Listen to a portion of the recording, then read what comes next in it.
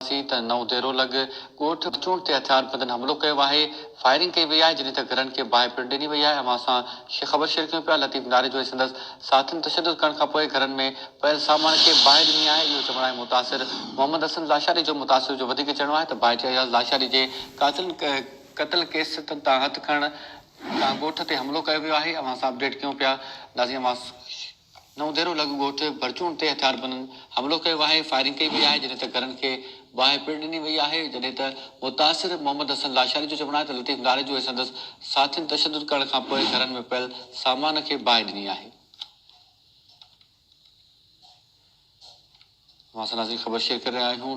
नौ देरो लॻ ॻोठ भरचूण ते हथियार बंदनि हमलो कयो आहे। फायरिंग कई वई आहे, जॾहिं त घरनि खे बाहि पिण ॾिनी वई आहे। जॾहिं त मुतासिर मोहम्मद हसन लाशारी जो चवणो आहे त लतीफ़ नारे जो संदसि साथियुनि तशदुद करण खां पोइ घरनि में पियल सामान खे बाहि ॾिनी आहे।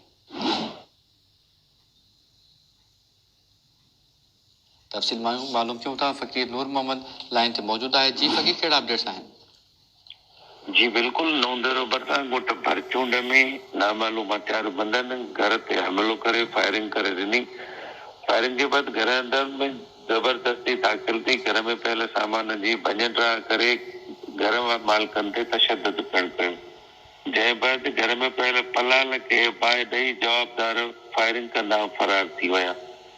जॾहिं मीडिया सां ॻाल्हाईंदे वारिसनि मोहम्मद हसन लाशारी ॿुधायो त जवाबदार लतीफ़ नारे जो पंहिंजनि हथियार बंदनि समेत असांजे घर ते हमलो कयो, जंहिं असांजे घर में पियल सामान जी भञा करे बाहि ॾेई छॾी आहे।